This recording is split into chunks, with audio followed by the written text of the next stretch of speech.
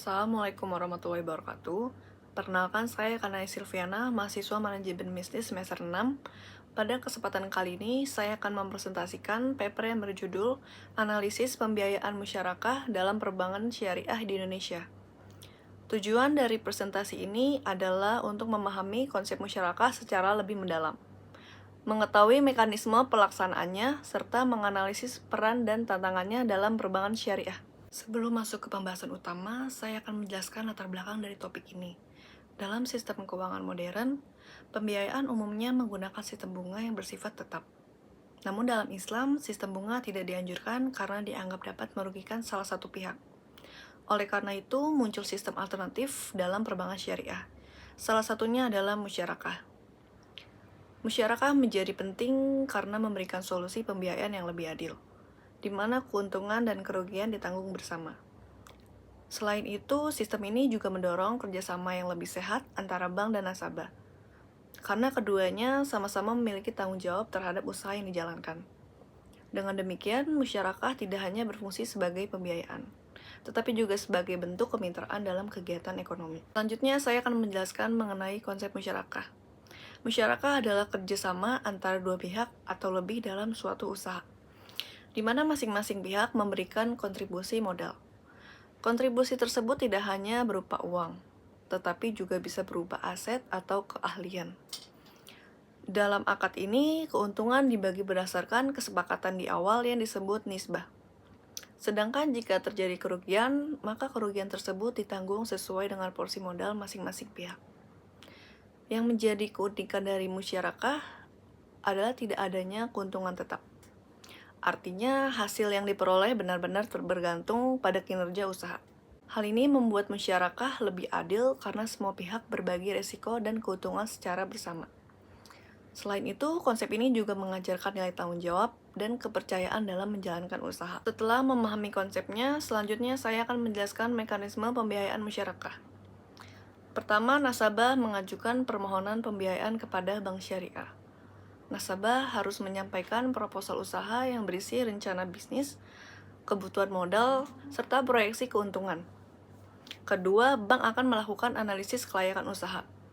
Analisis ini penting untuk memastikan bahwa usaha tersebut memiliki potensi keuntungan dan risiko yang dapat dikendalikan. Ketiga, jika usaha dinilai layak, maka dilakukan akad musyarakah. Dalam akad ini disepakati jumlah modal, nisbah bagi hasil, serta hak dan kewajiban masing-masing pihak. Yang keempat, usaha mulai dijalankan sesuai dengan rencana yang telah dibuat. Selama usaha berlangsung, bank biasanya akan melakukan monitoring atau pengawasan. Hal ini bertujuan agar usaha berjalan sesuai rencana dan meminimalkan risiko. Terakhir, keuntungan dibagi sesuai kesepakatan dan jika terjadi kerugian maka ditanggung sesuai porsi modal. Selanjutnya, bagian yang paling penting dalam musyarakah adalah sistem bagi hasil. Sistem ini menggunakan nisbah atau persentase yang telah disepakati di awal. Sebagai contoh, pembagian keuntungan bisa 50/50 atau 60/40. Yang menarik, sistem ini tidak memberikan keuntungan tetap. Jika usaha mendapatkan keuntungan besar, maka kedua pihak akan mendapatkan keuntungan besar. Namun jika keuntungan kecil, maka hasil yang diterima juga kecil. Hal ini menunjukkan bahwa sistem bagi hasil sangat bergantung pada kondisi usaha yang sebenarnya. Sistem ini dianggap lebih adil karena tidak memberatkan salah satu pihak. Namun sistem ini juga membutuhkan kejujuran dan transparansi, terutama dalam pelaporan keuangan. Dari penjelasan tersebut, dapat kita lihat bahwa musyarakah memiliki peran yang sangat penting dalam perbankan syariah. Musyarakah membantu meningkatkan kegiatan ekonomi produktif di masyarakat. Dengan sistem ini, pelaku usaha tidak terbebani oleh kewajiban pembayaran tetap seperti bunga. Selain itu, hubungan antara bank dan nasabah menjadi lebih baik karena bersifat kemitraan. Hal ini menciptakan kerjasama yang saling menguntungkan bagi kedua belah pihak. Meskipun memiliki banyak keunggulan, masyarakat juga memiliki beberapa hambatan. Salah satu hambatan utamanya adalah tingginya risiko yang harus ditanggung oleh bank. Karena dalam sistem ini, bank juga ikut menanggung kerugian jika usaha gagal. Selain itu, kurangnya transparansi dari nasabah juga menjadi kendala. Tidak semua nasabah mampu menyusun laporan keuangan yang baik dan akurat. Hal ini dapat menimbulkan ketidakpercayaan antara kedua pihak. Selain itu, bank juga membutuhkan biaya yang lebih besar untuk melakukan pengawasan usaha.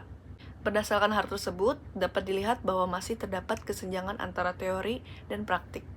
Secara teori, musyarakah sangat ideal, tetapi dalam praktiknya masih belum banyak digunakan. Oleh karena itu, diperlukan inovasi dan peningkatan sistem agar musyarakah dapat diterapkan lebih luas. Selanjutnya, untuk lebih memahami penerapan musyarakah, di sini saya akan menjelaskan melalui sebuah studi kasus yang ditampilkan pada gambar berikut. Kita bisa lihat pada gambar ini terdapat contoh pembiayaan usaha kuliner dengan sistem musyarakah, di mana total modal usaha sebesar 200 juta. Pada bagian ini terlihat bahwa bank memberikan kontribusi modal sebesar 60%, sedangkan nasabah sebesar 40%. Hal ini menunjukkan bahwa dalam musyarakah, kedua pihak sama-sama berkontribusi dalam permodalan. Modal tersebut kemudian digunakan untuk menjalankan usaha, dalam contoh ini yaitu usaha kuliner. Selanjutnya, pada bagian ini terlihat adanya kesepakatan bagi hasil sebesar 50/50. Ini disebut dengan nisbah yang ditentukan di awal berdasarkan kesepakatan dua pihak. Namun, jika usaha mengalami kerugian, maka kerugian tersebut ditanggung berdasarkan porsi modal, yaitu 60% oleh bank dan 40% oleh nasabah. Selain itu, bank juga melakukan pengawasan terhadap jalannya usaha.